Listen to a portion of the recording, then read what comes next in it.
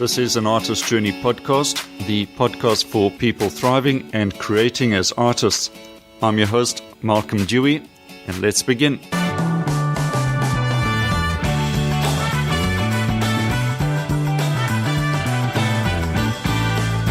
Welcome to episode 29 of an Artist Journey podcast. Today I'm particularly excited to have as a special guest Joe Joubert, a South African artist and paint maker. If the term Renaissance man can be applied to anyone, I think Joe Joubert may be a candidate for that description. He's an amazing man, a real humble South African, and is doing a fabulous work.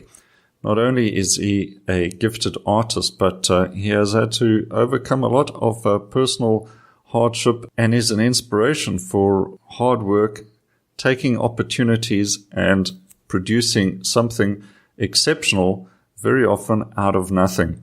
You can't help but be inspired by Joe Joubert's story. And currently he is doing amazing work in creating and manufacturing artist quality paint. But not just any artist quality paint. This is artist quality paint based on the methods and materials used by master paint makers in the old master tradition. Joe is making these paints available to South African artists for the first time. And we're going to find out how Joe came to make these paints, his ongoing efforts and work to produce the finest quality artist paint right here in South Africa. So without further ado, let's meet Joe Joubert. Welcome, Joe. Malcolm, it's a pleasure speaking to you about my paints, the paint series that I've started and that I'm working on for the last couple of years. So it's a pleasure speaking to you. It's great to have you on the show, Joe, and I'm quite excited about the things that you're getting up to. And I'm sure it'll be very interesting to other artists in South Africa and around the world as well. So, Joe, just to start at the beginning, really, from what I can find about your art profile or art history that I've come across, is that you were born in 1963 in the Kalahari region. Is that right? Yeah, that's correct. And what town were you? Come from a particular town in that region, or? I grew up mostly in Hartswater in the Northern Cape, but I was quite a lot in my younger days in Uppington and northern parts of Uppington. But later on we moved to the Northern Cape to a place called Hartswater. It's in the Valar schema, just a little bit south of Vryburg. And I went to school in hostel school because I was a problem child, so I went to hostel school in Schweizer for mainly my high school years. Right. Okay. So growing up in that region, how did you get into becoming an artist, Joe? When I was in school, everything was just sport. And I mean, in that area, in that era when we grew up, art was literally non-existing. It was just not, there was not artists like today around, and those that were around, it was just not art on the same level that the higher, deeper meaning of art, or those kind of artists. And at that stage, I met Coral Fourie. When I was in primary years, I met Coral Fourie. She's quite a known artist. She works with the Bushmans, and it's very interesting if you go into her whole history. But, that was basically the turning point for me. When I saw Coral's work for the first time in my life, that was I was still young at that age, 11 years old, I think. And the day when I saw her, when I walked into a studio, and when I saw it, I just know that art's going to be my life. That's what I want to do for the rest of my life. And that was the starting point. And when I actually went to high school, in Schweizer, the primary school in Schweizer, had a donation painting by Irma Stern. Now, I don't know if you're familiar with Irma Stern's history, but she grew up in Schweizer as well. And she made a donation of some paintings to the primary school there. And that was also a catalyst when I saw her work, it was just awesome. I mean, at that stage, she was famous already, but I mean, it wasn't as it is today. So, it's basically those two, Oma Stone, and Coral Fourie. Between them, they just put my path on, my career on a path. And from there on, it was no turning back. It was just paint all the way. So. Oh, that's fantastic. It's quite amazing that you got into art, or you realized that you want to be an artist at such an early age. But when you finished school, was it easy enough to get into painting, or did it come later in life that you actually got into it on a professional level? I've always drawn, like children would paint drawings. I was always busy with drawings or so. And then during my Defence Force years, for me, art was like, I knew very little about art at that stage. And then I met I can't remember what her name was. It was a young woman from Pretoria who was studying graphic design at that point at Pretoria University. And then I decided, okay, now maybe that's the direction for me to go. And then I studied at Bloemfontein graphic design, but I actually wanted to do more fine arts. Right. But what I've seen from the lecturers, what they were teaching at that point, I was just not impressed. And that's when I decided, now I'll do graphic design. But I only did it for 2 years. And then I started doing freelance work, because at that stage, I already decided I'm going to paint full time for the rest of my life. So I just used that 2 years background in advertising design. It was just as a springboard to start earning something while you can start painting. And then I started building up a client base that I did graphic design work for, but more and more I started painting, and I started doing less and less graphic design. And until one day I just reached the point, so I decided, okay, now I'm going to jump in the deep side and I'm just going to paint full time. So that's basically how it happened for me. So you were doing graphic design. Were you employed as a graphic designer, or were you self-employed? Only freelance. The reason why I've chosen to do freelance work at that point was to so that I can manage my time better, to be able to put that every available minute just went into my art. So the graphic design was just a means of getting an income for almost like a safety net, some security to get income for the times. We all know that when paintings doesn't sell and you need to buy paints, you all know what happens. So, and how old were you when you started freelancing as a graphic designer? It was just the year after the Defence. I think I was 21 years old at that stage. And Joe, it sounds like you're almost an artist from the days of the Impressionist, and you started really from absolute nothing and taught yourself and went through quite a struggle to achieve your dream, really. To be honest, I speak a lot when I speak to young artists. I try to help young artists as far as I can, but I don't do it for income. That's just, it's part of your gift that you have to share with others. And I always try and tell them, artists today actually have it so easy in some sense, but they actually misuse it. Because if you look at the availability of technology today, I mean, when I started my career, we didn't have that luxury. I mean, you painted and you were lucky. You did art markets. The Bloemfontein art market was a great starting point for me. I was always sitting next to Father Clarout, and we had great discussions. And but the young artists today, I think, it's so difficult to explain. But you were faced at that during those days. You had your work on an art market. You were just starting out. The world was your oyster, and tomorrow morning, this client comes stand in front of you, and some will break you down or make comments about your work. But you learn to get a tough skin, and you learn to interact with the people and to talk about your work and to explain to them your work. But it's face to face. It's not like Facebook today. And it is a good thing, the technology, but I mean, people rely too much on it. That's my personal feel about it. So I was lucky in the sense that I had that old school exposure.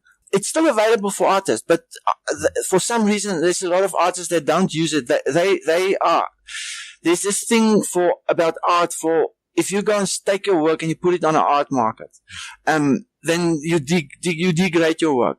And personally, I feel that's wrong. I don't think all art only belongs in art galleries. Out in the open, you can get so many people that will come to you and they'll talk and they'll discuss about your work.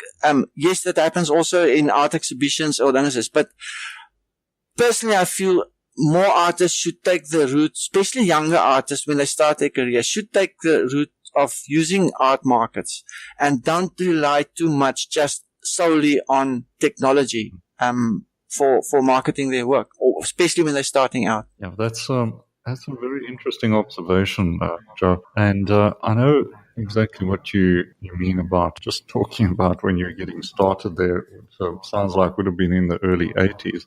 That was about in the early 80s, yes. Yeah, and I think I just was finishing school then as well. Sorry that I interrupt you, but I just have to add, if I can have that first 10 years of my life over again, yes, that was a battle. That was an uphill battle. I think all artists go through it.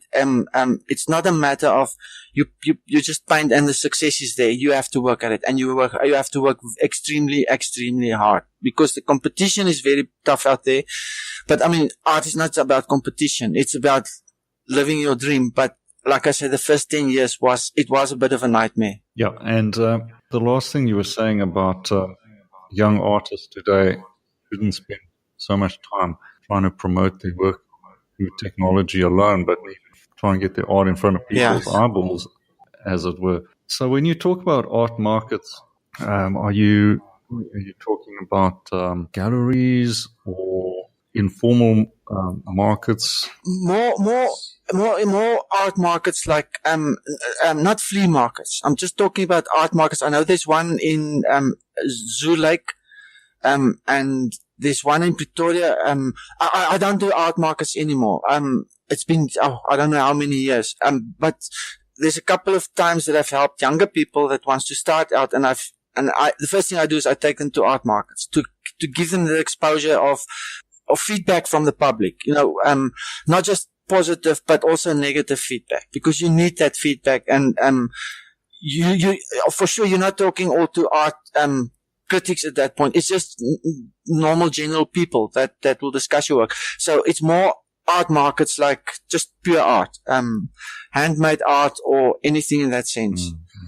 And I've always found that the best way to actually sell your art really is for people to actually see it in real life, because you can't appreciate it as fully on a computer screen as you can when you're standing in front of it. So all of that helps a lot. Definitely, yeah. Joe, tell us a little bit about your paintings. What are your inspirations, and how would you describe your art if somebody is coming across you for the first time? My art was influenced by, I mean, it's obvious if you look at it. There's a Salvador Dali influence. There's the Keith Alexander influence. Hieronymus Bosch. It's a collection of artists that have just stood out for me over the years. Some are known, some are not known. It's just my way of expressing myself. You learn from this artist a little bit, you learn from that artist a little bit, and from that artist, and you study their work, and eventually you start forming your own language or the way, or the dialect that you speak your art. Mine will always be surrealistic. Sometimes I will veer a little bit in a different direction, but that's like I'm doing at the moment right now. It's still surrealism, but I'm working now in the old master technique, exactly more or less like the old masters used, because I'm using my paints, especially, it's not to show off my paint, but to show exactly the possibilities of using my paints as compared to modern day paints. Yeah, I was looking at some of your work earlier today, and there's definitely the surrealist influence of Dali and Magritte as well, maybe a little. But Magritte also, yes, that's one of them. What struck me with your the paintings I looked at, immediately got the feeling that yes, it is surrealistic, but it is you can see the African influence, the trees, I think the baobab trees, and also get the impression that nature, the delicate balance of the environment is very important to you. Yeah, that area where I grew up, I've been in the Nama for countless times, in the Kalahari as well. I'm a nature person it's just part of and I love nature, but for me it is that delicate balance. even a desert, I've mentioned it somewhere online, that even a desert is littered with opportunity. If you're only willing to see the embryonic potential in it. And that's the same thing with, if you look at the youth today, artists need to be disciplined. And it's the same with the paint making thing is, that discipline was drilled into us. And I think today I'm very thankful for it. I mean, if you look at some of the youth today, the lack of that discipline, I'm not breaking the youth down. That's what I'm saying. I'm just saying that you can see there is a lack of something. And what I'm trying to say also what I'm using that, mentioning the desert, that even the desert's littered the opportunity. I see so many young people with great opportunities, but they just don't use it. With all the political changes happening in the country, everybody's complaining, the economy that's going down south. I mean, you can make thousands of excuses, but then you get some that just stands out and they use a little bit of opportunity that they've got around them and they make something out of it. And that's the same principle that I've used when I started with the painting, with the paints, basically. It's nature in one sense, but it's so much that we can learn from nature. I mean, if you take a seed, if there's a seed lying in the ground, if a drop of water fell on that seed, that seed will grow. That seed, it's in its nature to grow. The seed can't say, now I'll grow in another year's time, or I'll wait for more water. If that amount of water seeps through to the seed, it's in its nature to grow. And us as humans is the same. I like that, Joe. And, it is one of the things that I wanted to talk to you as well, because looking at what you've been doing with setting up paint manufacturing and etc., is you've created something out of nothing. A lot of the materials you've used are also scrap materials. That's exactly my point. But before we get to that, also the message that you are giving is there's so much opportunity, people aren't using it, but also perhaps getting a lot of people these days that are finding themselves without work, or they've lost their jobs, or they've been retrenched, maybe finished school or even university, and they can't get a job. Day before yesterday, I met a young girl I'm gonna give her personal art classes now. I'm gonna help this kid she wants to do art. She's a brilliant musician. She plays 32 musical instruments. I asked her, why you want to do art when you've got this talent to play 32 different musical instruments, and she can't even read music. But when I met her, I met a father, and basically I'm not 100% sure if he's retrenched or whether if he's retired or what. And we were speaking about, I actually gave her a set of paint just to help her as a start and for motivation. And he was so totally taken by what I've achieved with the paints but it turned out, he was working in the gold mines at that point, where they refine the gold to say, but he knows basically all the material they're working with, he knows about it. Paint making is such a broad spectrum. It's from pottery. We were talking about, and he was talking about my paints and how I started, and I explained to him the whole story, how it happened. And there was one problem that I've got is we call it a ball mill. It's basically where if you take, bone black, for instance, after the bones were charred, then it goes in, first goes to a crusher and then it goes into the ball mill. But at the moment I'm working on a ball mill that works with tiny little zirconium, balls that does the milling with that. It breaks the pigment smaller and smaller and smaller. And I've got problems with it. And he just said, but Joe, why don't you go instead of using balls, use metal rods? Because that's what they've been using in the gold industry. It just made sense to me exactly when he mentioned it to me. So there is now a possibility that I'm going to bring in Johan probably in the future sometime to help me further with the development of my paint, because I'm definitely going to need help in the near future. But now there's already another job for somebody that was created almost out of nothing. But he's retrenched or retired and wants to do something else again. So maybe there's another option for him where he can say, look, I'm not at the end of my life yet. I can still make a contribution. But that's exactly my point. There's so many people out there that with such great skills, but they just don't cross your path. If I knew him when I started, it would have made my life for me a lot easier. But, I mean, you just got to be aware. And when you see an opportunity, don't let it go by. Just take action. How did you get into making paint, Joe? it was during the 90s. There was, I actually went to an exhibition in Cape Town. We were living in Cape Town for a short period at that time. And I went to an exhibition at Sanlam, an art exhibition. And that's where I was introduced to the work of Stanislaus Kors. Now, he's not that known in South Africa, but Sanlam actually invested and they bought a lot of his paintings. Now, it's not modern art, but he called it infra-realism. It's maybe just a part of a leaf, and then it turns, and it's all colorful.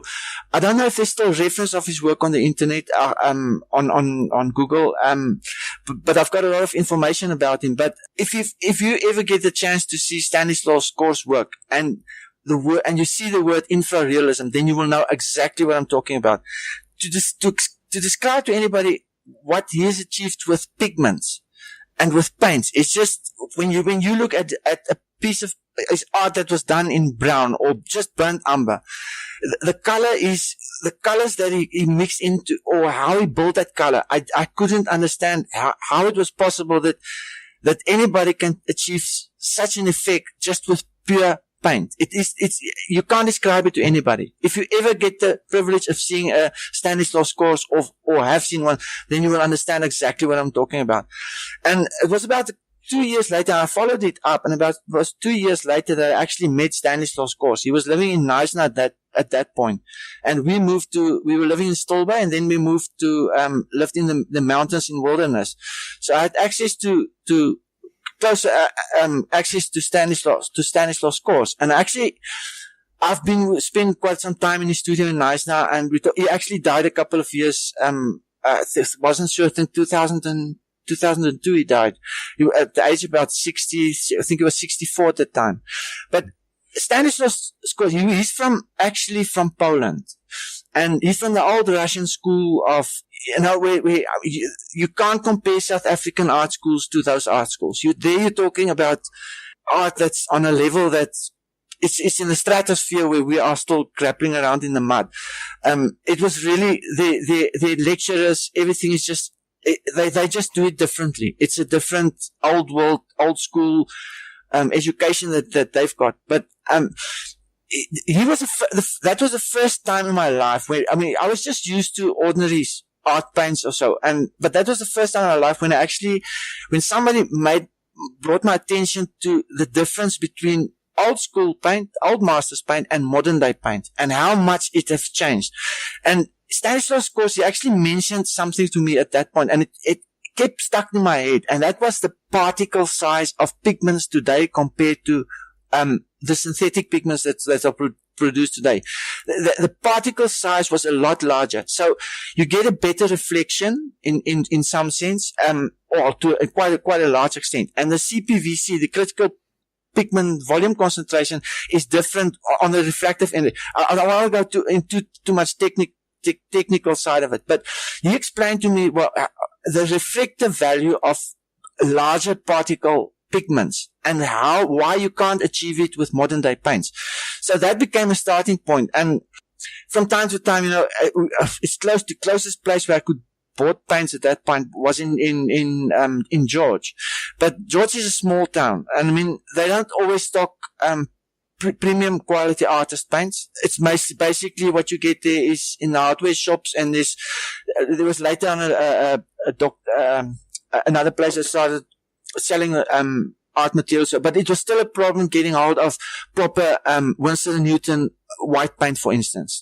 I'm not talking about students here. I'm talking about the premium artist quality paints that cost 900 rand or 700-800 rand for 200 mils. Well, it's basic. So from time to time, I keep running out of paint, and then I have to wait till I get to Cape Town. It wasn't always so easy to get hold of the couriers. We were living in the mountains, literally. From time to time, I keep running out of paints. And then one day I was just sitting there, and there was a small dam, and there's a young guy, Steven van der Walt. This guy actually, it's neighbors of us. And he came to me and he asked me, he said to me, Joe, we were sitting next to the dam. He said to me, Joe, but why don't you make your own paints? And I said to him, Steven, I've been thinking about it, and I've been playing around with it, but, there's so much technicality, I don't think I'll ever be able to achieve it. But I but then I started. That was about, I think it was about 17, 18 years ago. And then I got hold of titanium and I started making titanium. At that point, I was already making my own oils. So, then I just started making my own white paints and a little bit of pigment that I could get around, that was just around, and we just started making my own pigments. But I never ran out of white paint. I always had good quality white paint that I made myself. Also with the genuine flake white I was making at that point myself. So basically that's when it started, or how it started. The problem at that point was that the internet wasn't so clued up as it is today, where if you want to do research on any mineral or any chemical, you just type and go in Google and you get it, and it's just all the information is just there. But at that point, there weren't all that information. And slowly but surely, I started collecting all this material and started building up for me files and files and files. There was actually a Damien.org. It's a website. I think it was a Dr. Boone. I can't remember what his name was, but he started Damien.org. And I've probably downloaded that everything on Damien.org. But the information there was like total gold. It was art books, information from art books that was just, I'm still working through it and trying to decipher all to get more information. I've got files, loads and loads of files of it. But after he died, the Damien.org just disappeared. It went off, they took it off. I think a university in America took it over. So that was a great source of information for me, especially regarding old masters, pigments, and how they made paint, and the difference between today's paints and modern day paints. And the information was just, it's enormous. So that was basically how it started. So Joe, how do you find the actual raw materials? Pigments are basically, it's all around us. I mean, clay, for instance, you can walk into a pottery shop. The clay that's pigment. It's literally, it's all around you. If you, iron oxide, I mean, you can just go outside and look at a piece of iron and rub on it and you'll get iron oxide, the yellow or the orange or the red. I mean, iron oxide, red iron oxide is the oldest pigment of all the pigments in the world. That is the oldest. That was the first used by prehistoric man. It is the oldest pigment in the world. But, other things has happened. We just recently went to an exhibition in Christiana, a place in Christiana. So the diamond miners, they mine for diamonds in the whole of the Western Transvaal, that whole area. Now, if you go and search, if I said to you, okay, let's go and search for pigment, or let's just go walk into nature, let's go and search for pigment. You can walk across probably 10, 15 different kinds of pigments without realizing it's underneath your feet, because you can't actually see it. But then I started realizing something, when I was looking at the Vaal River, because Schweizer, that is also a diamond area. So I know some people in that area that helped me a lot. But if you look at the width of the Vaal River, how it flowed and how it changed its direction over thousands and thousands of years. If you go into any diamond mine site today, those diamond miners, they're just after one thing, and that's diamonds. But they're actually digging past the most awesome. If you go and stand in one of those holes and you look at how the river changed and the deposits, of cyanos, ambers, and all it's just, to me, it's gold. For me, it's more worth than the diamonds. It's probably the diamonds itself. But, that's a great source of pigment for me. During that exhibition in Christiana, we actually went on a boat ride, and people were taking us out for a braai on the Vaal River. And we came around a bend, and the person who was driving the boat, he said, "No, Joe, get off the boat," because he knew I was making the paint. He said to me, "Just walk there on that sandbank and walk about 2 meters into the water and just wiggle your feet and see what you see." Because they discovered their kids, grandchildren actually discovered it during that December holiday. So I walked into and I started tapping my feet in the water, and the next moment, this most awesome yellow ochre, but it's not a yellow ochre. It's more a mustard greeny kind of yellow ochre. It just came out of the water. I took a couple of handsful and I started washing the pigment out of the water. Now, that's definitely going to become one of my color pigments in the future. So, I mean, South Africa is blessed with so much minerals, so much in our nature. Just South Africa. I'm not even talking about Zimbabwe, Namibia, Botswana, and that area is also included. I mean, for every kilogram of raw amber, of raw sienna that they can mine in French sienna, French or Spanish raw amber or whatever, we can probably do the same times 1,000. It's just that we don't know about that pigment, where it is or how to discover. You literally have to discover it. And so if you go and search for it, then you will find it. But you have to go and search in the right places. And that was where the diamond mining industry was a great indicator for me. And you go into that mines and you see all these cross dissections into the earth. So you can literally see there's the pigment, and you can do the test right there. And, this country's got a wealth of pigmentation. There's no doubt about that. So, but that's basically one way of discovering. It's like the one under the water. And another thing about like with, especially with yellow ochre, if yellow ochre iron oxide or so, if you can put it in oil for approximately 20 to 30 years, then you will get the most awesome pigment that you possibly can hope for. Okay, so the raw materials, especially the earth colors, I presume, are extremely abundant in South Africa.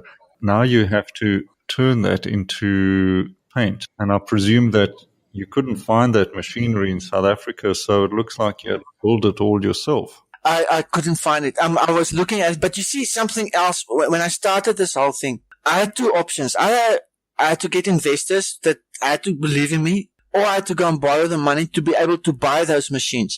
But I've always been a person who do things my own way, and then so. But when I started out with this whole thing, look, if South African artists think that I just did this for the money or to earn a great income, that is not the truth.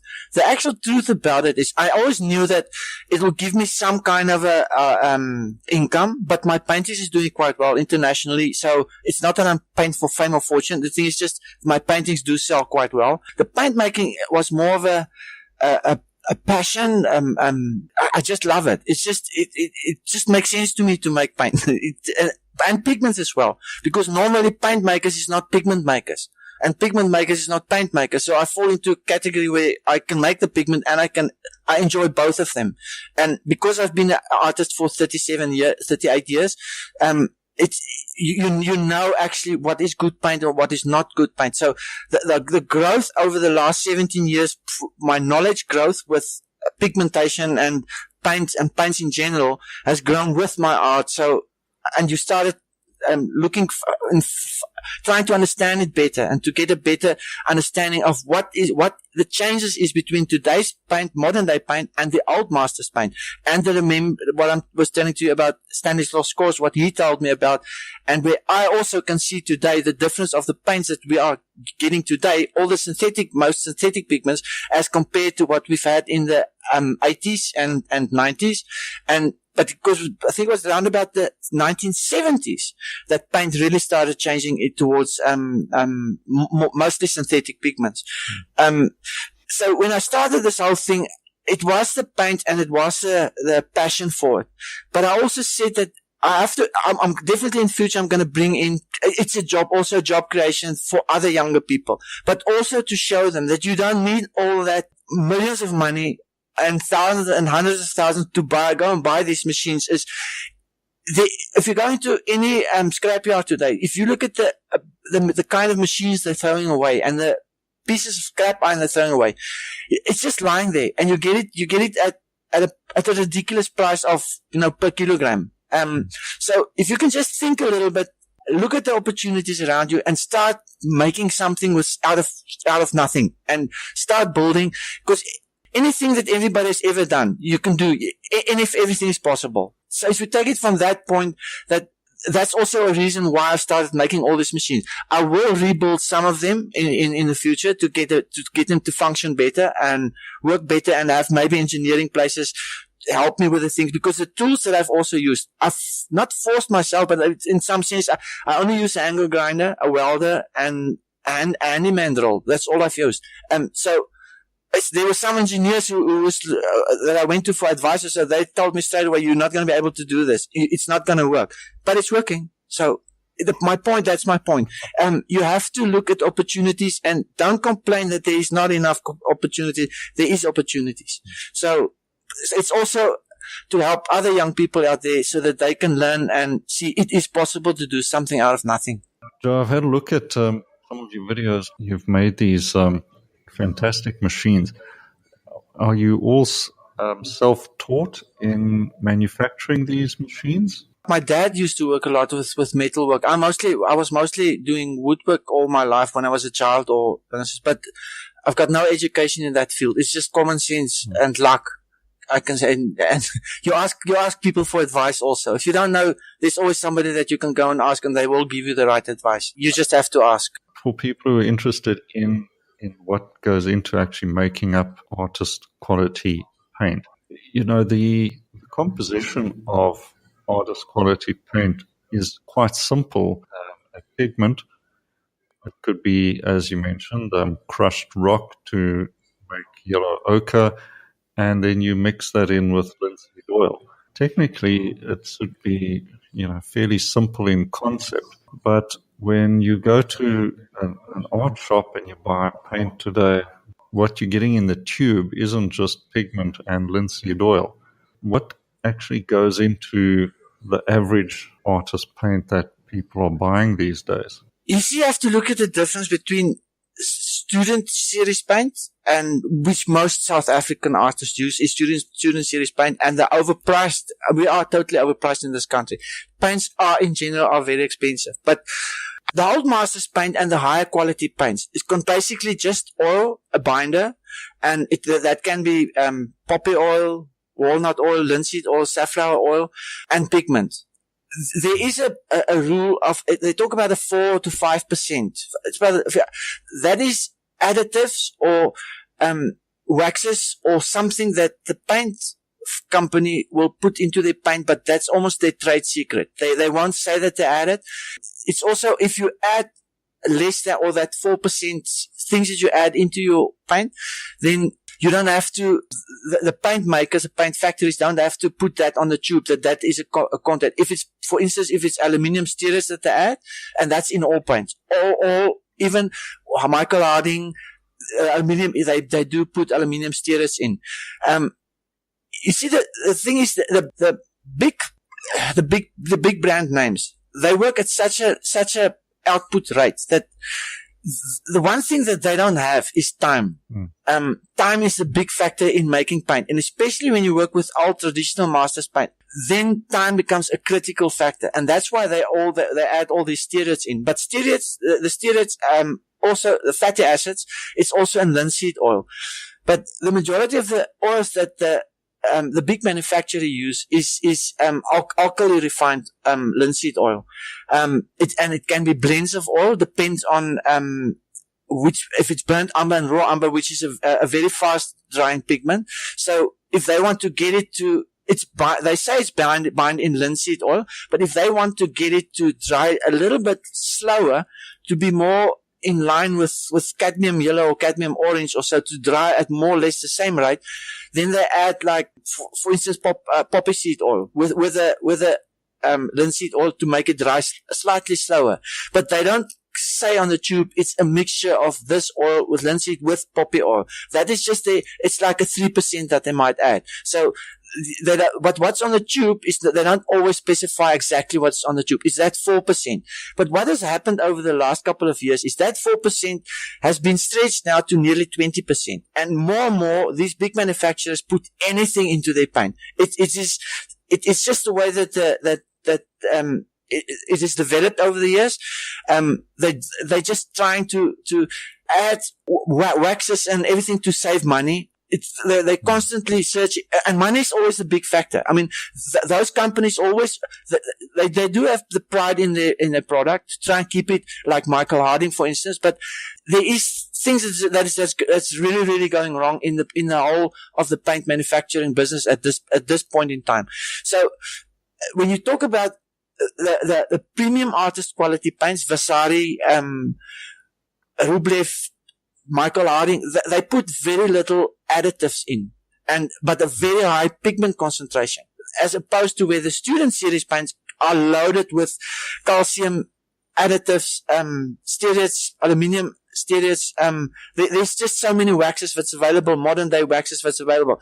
But this is not, those things are not time proven. It's not like the old Masters paint. But if you want, one of the reasons why these big companies can't make paint anymore, like the old Masters did, or from that period, or is the time factor. Because if you make paint like Rublev is making it at the moment, and the same way that I've started making my paint is, you have to rely on one big factor, and that factor is time. So you don't have all that additives to put into the paint to make it more paintable or usable or those. So you have to rely on time. The paint have to stand in that oil for 4 to 5, depending on which pigment it is, for quite a long while. It can stand in that oil for months. That is before that it's mold mixed, but then it stands like that. And only after 4 to 5 months, then the paint it becomes there's just some magic that happened while it's standing, and then it becomes possible to make good quality paint from it. But so you have to, you can't rely on using all that additives, modern day additives. So you have to, if you want to make it like the old masters did, so you have to rely on time. And that's a great big factor.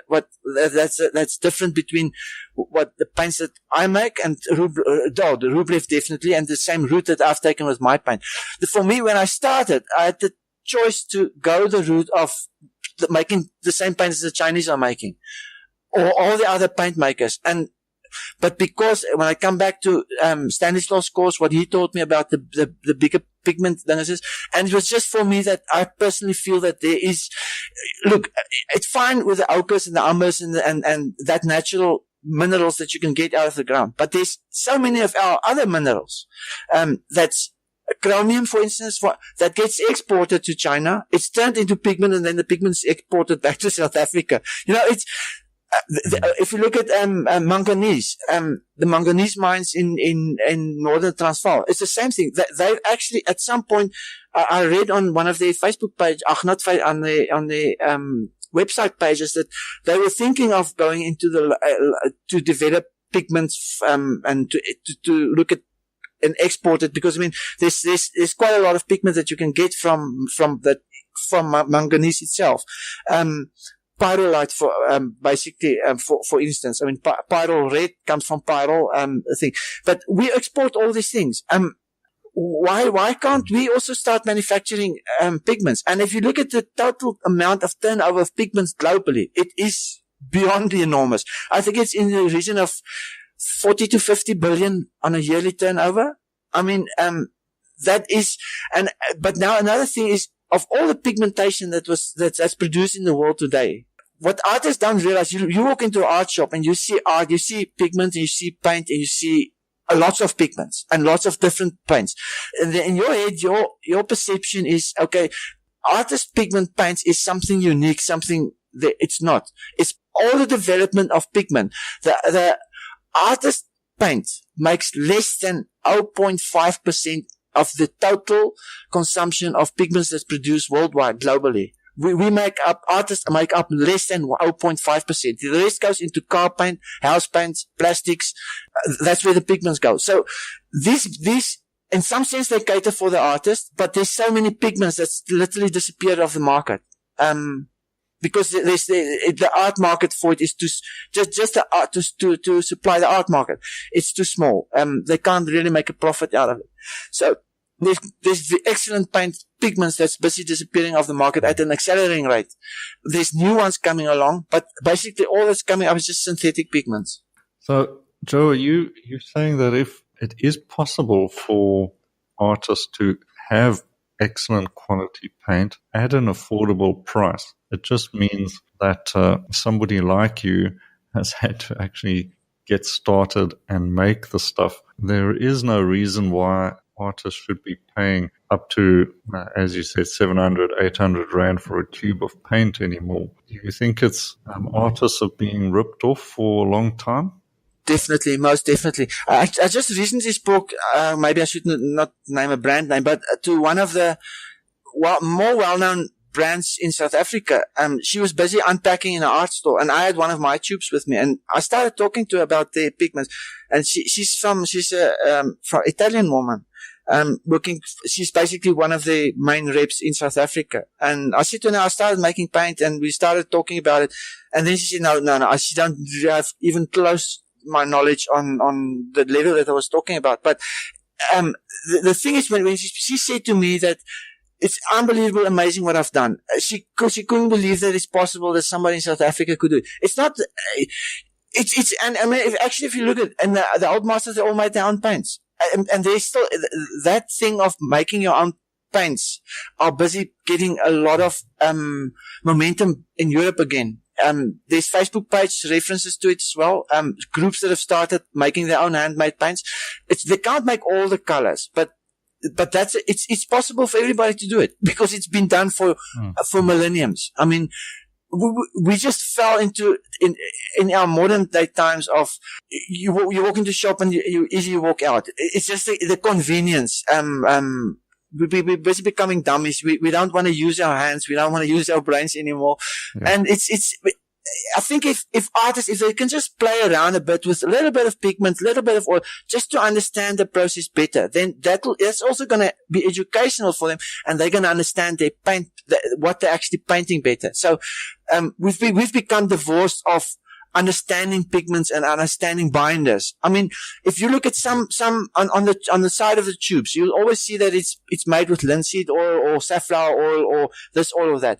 The latest tendencies, some of these big manufacturers, they don't even say it's binding, the pigments bind linseed oil or safflower oil or whatever oil. They just say it's a blend of oils. Now that blend of oils, what basically is happening now is they're busy putting sunflower oil in their paints.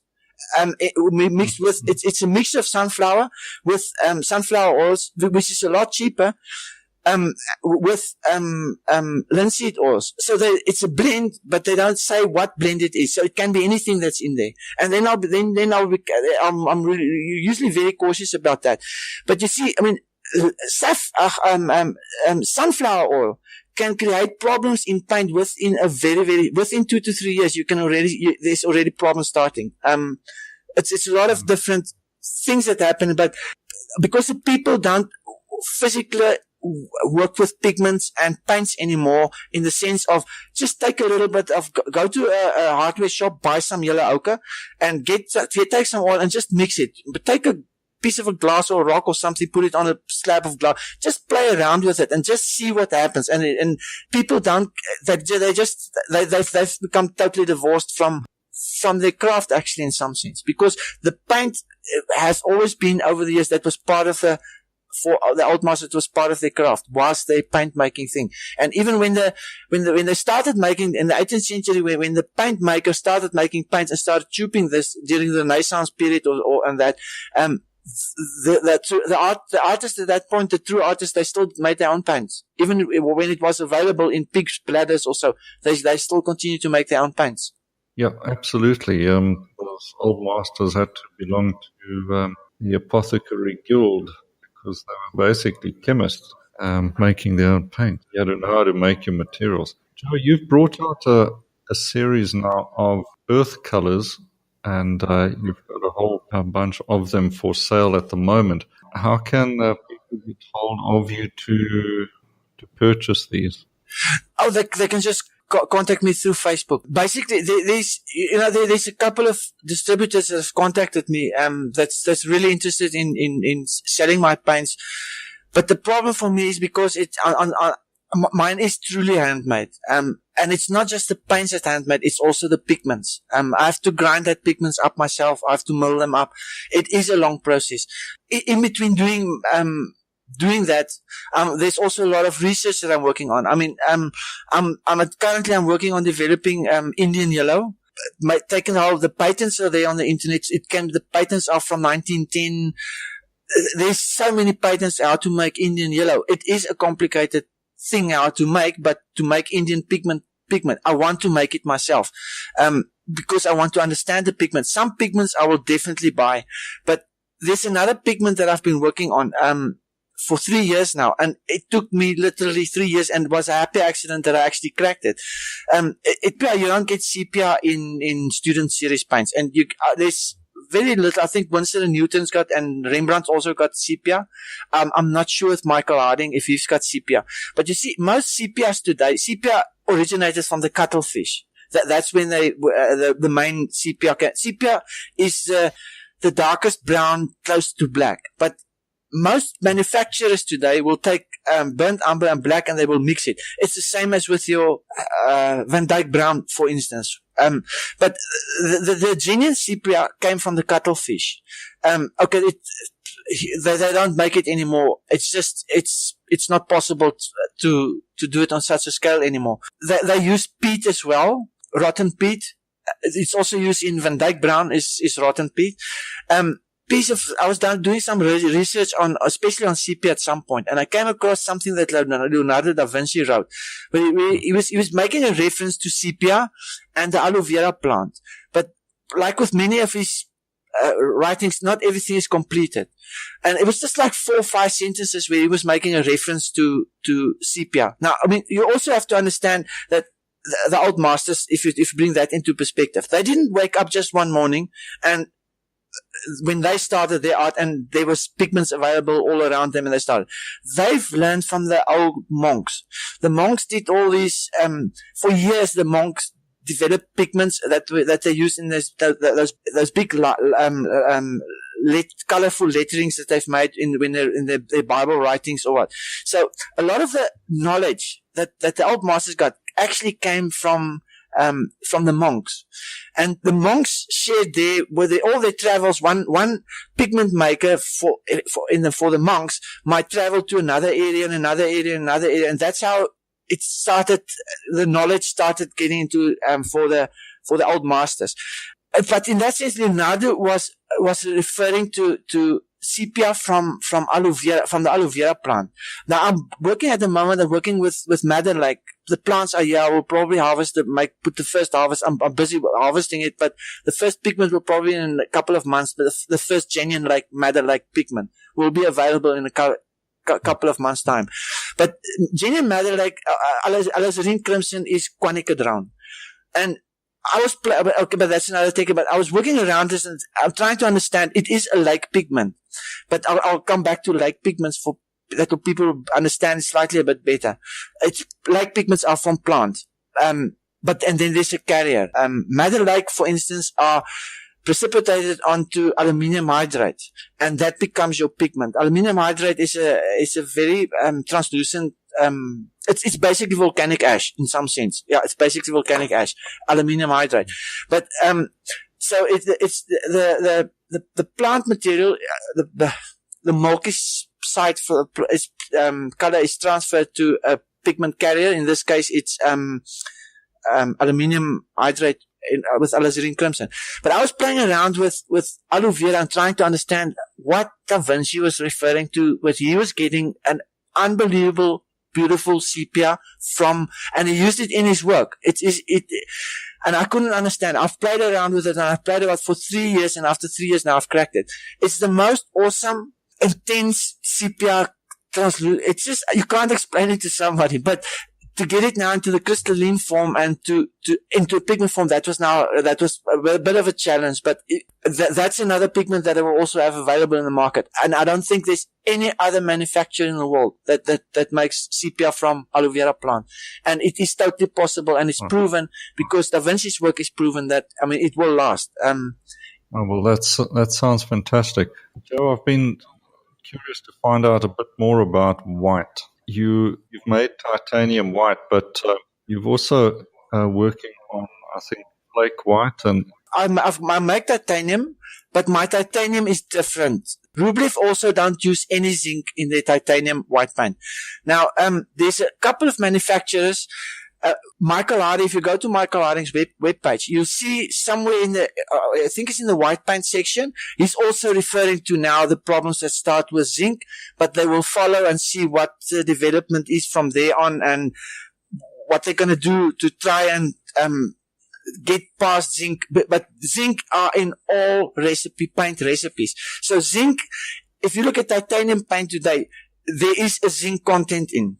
You can't make paint just with titanium. It is impossible.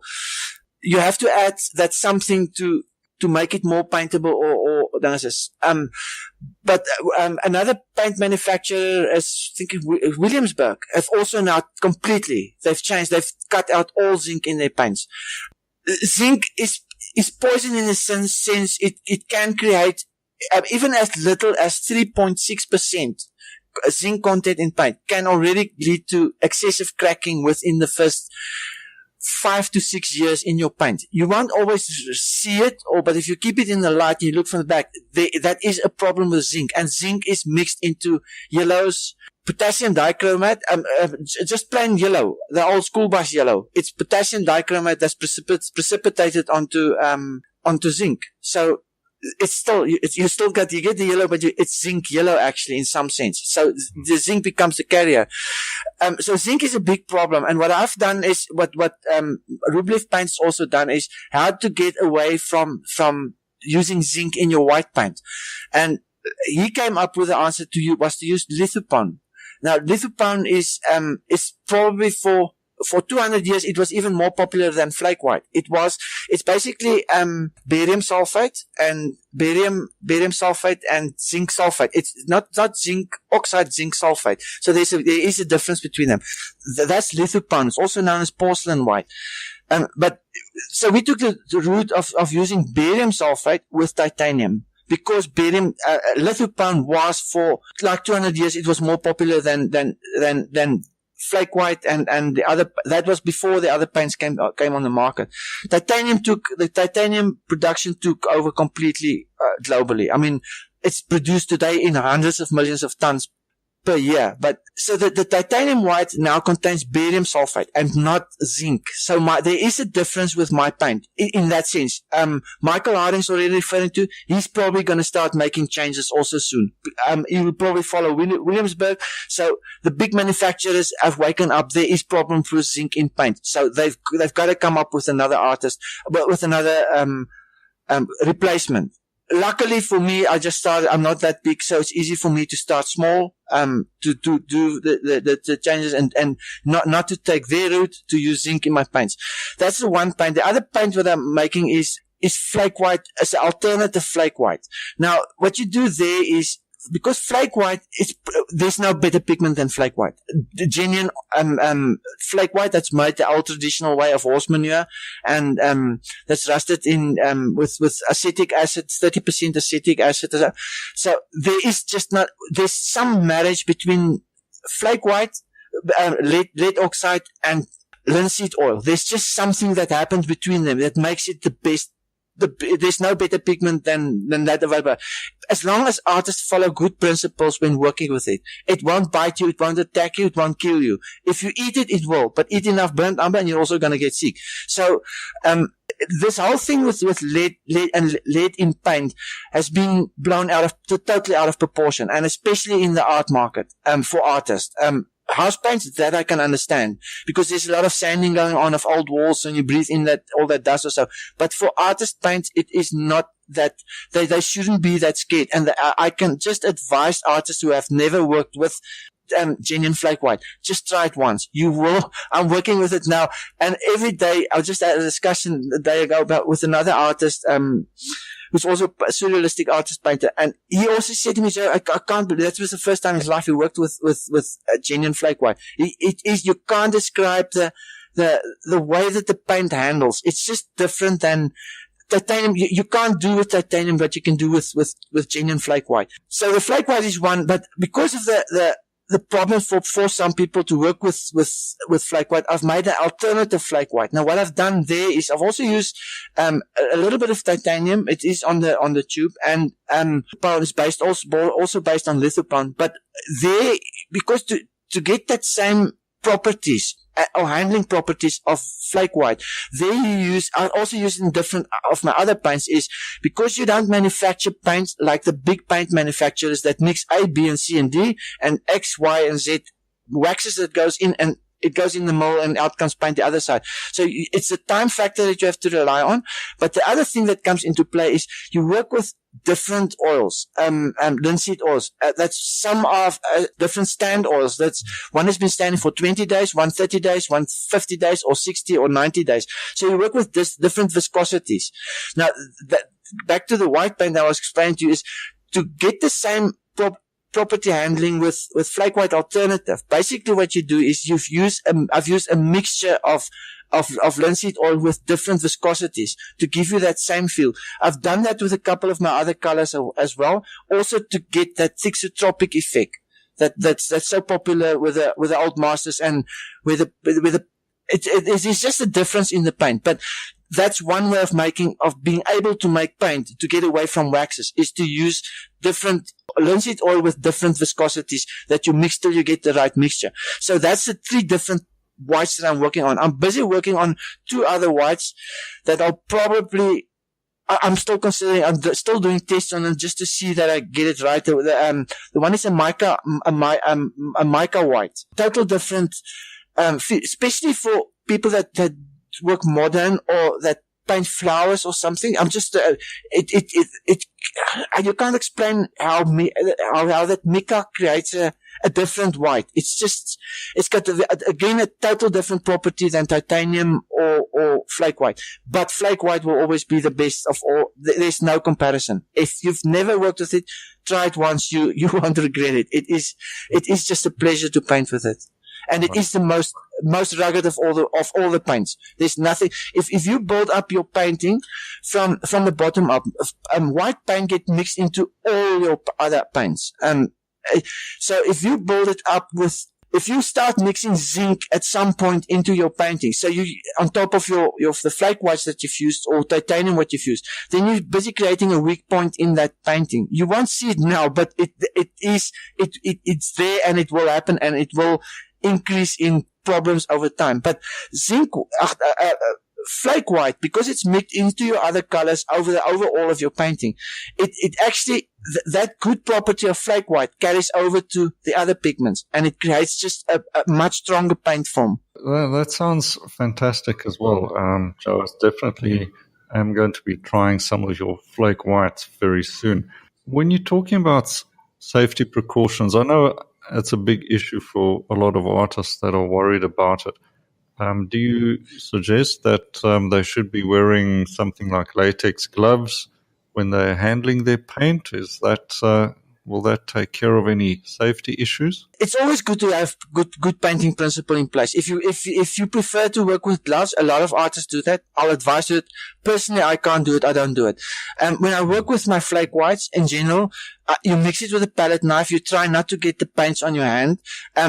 They say it can be absorbed through your skin, but it won't be. It's not that easy because it's bound in oil, so it's not that dangerous. If you're stupid to go and rub your hands with the paints, you're going to have problems, like I say, with any other. It can be any other pigments. You can develop an allergic reaction, especially when you take into consideration basically all the pigments today are chemically produced. So, and there's some very, very extremely harsh chemicals that is used in that production process, and there is still leftovers of that chemicals in it. So it's always good principles if you want to wear gloves.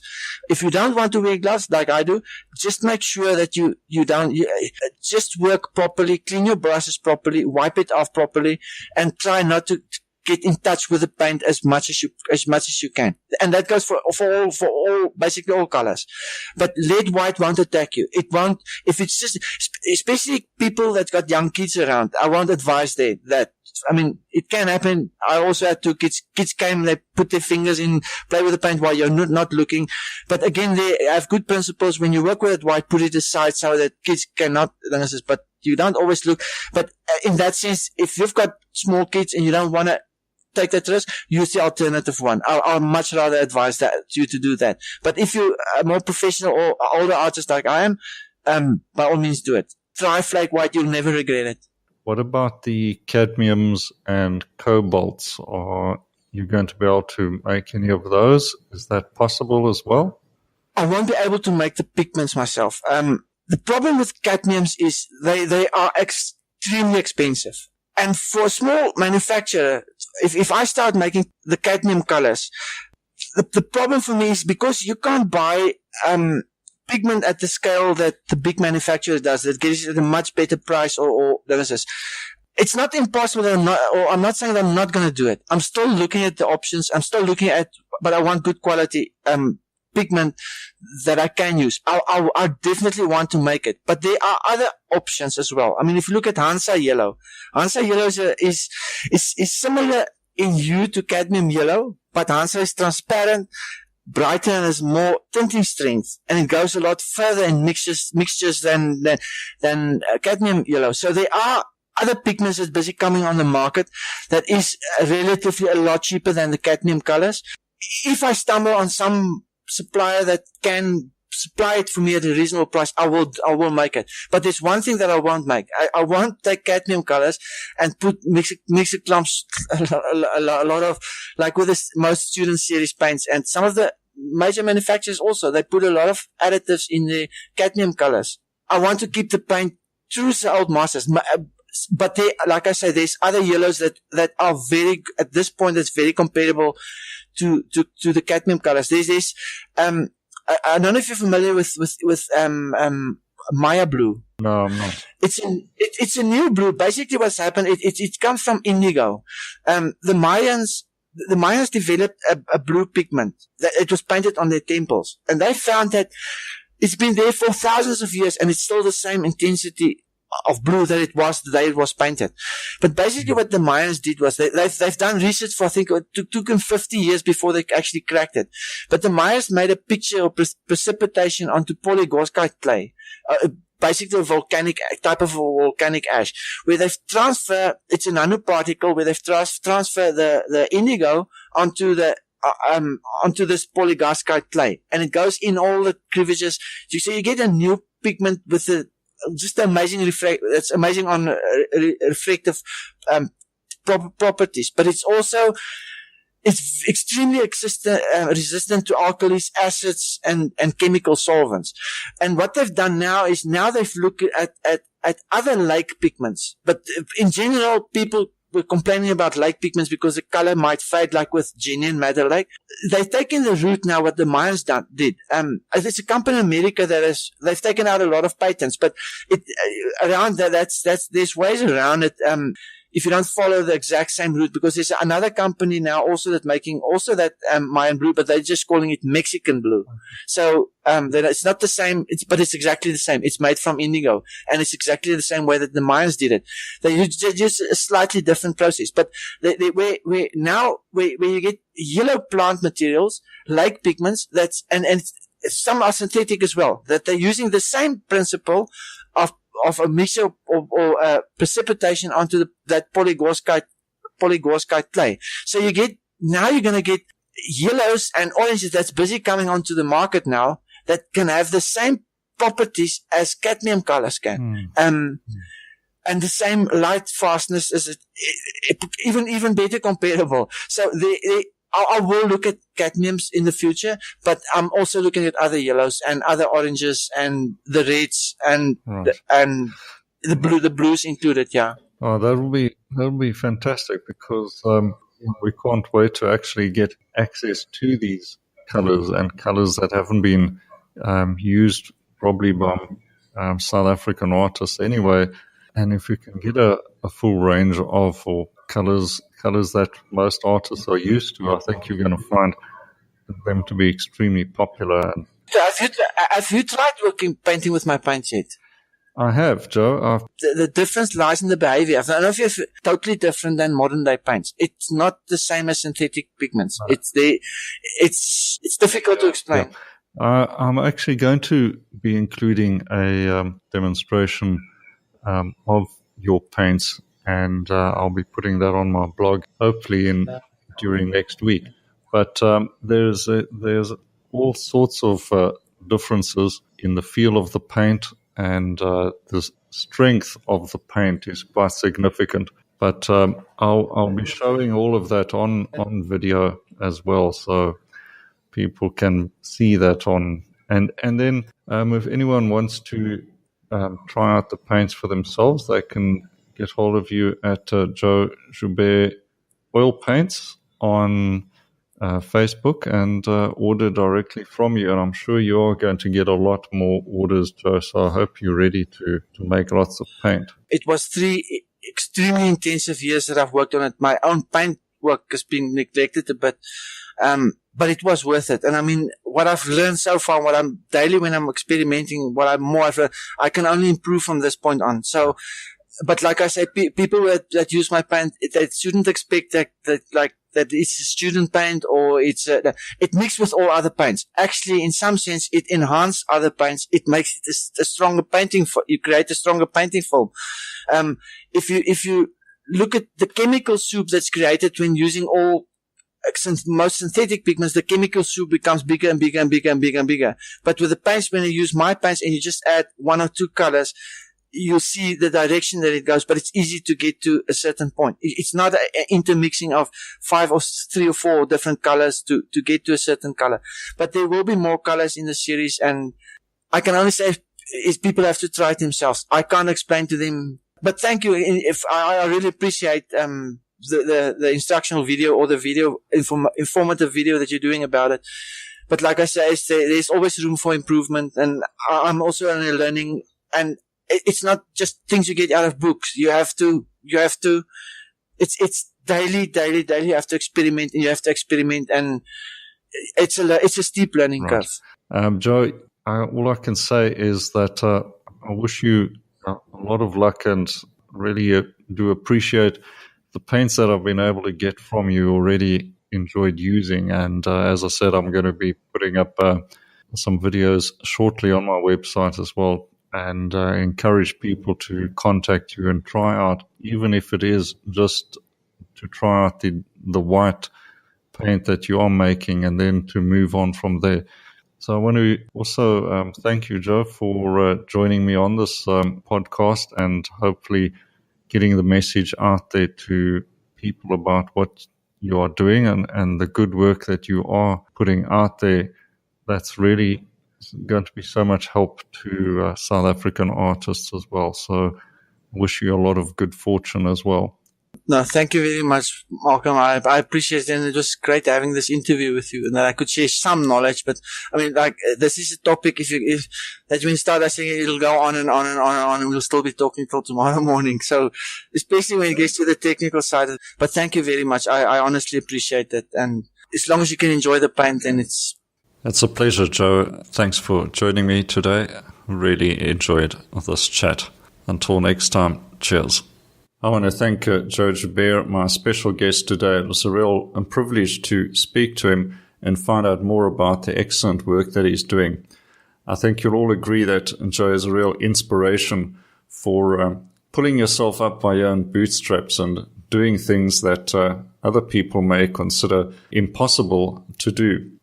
If you're interested in contacting Joe and ordering some of his fantastic paints, look him up on Facebook on Joe Joubert Artist Paints, and contact him directly, and he'll be sure to help you with that. I think it is important to understand just how significant this is for South African artists, especially who have been struggling to get paints of this quality into the country, or to even afford such paints from stores that are currently importing good quality paint. You will find that not only are these paints of exceptional quality, but are affordable to most artists as well. So if you're looking for that exceptional paint at an affordable price, then Joe Joubert Artist Paints is the place to go. As always, I want to thank you for joining this podcast and listening to the episode. If you've enjoyed it and found it useful, please do not hesitate to share it out. I do appreciate your support. Please subscribe and make sure that you're ready for the next episode. I also want to mention that this podcast is also brought to you by Learn to Paint with Impact, my foundation painting course. You can find out more details about this course at malcolmdeweyfineart.com. I hope to chat to you soon, and until then, cheers for now.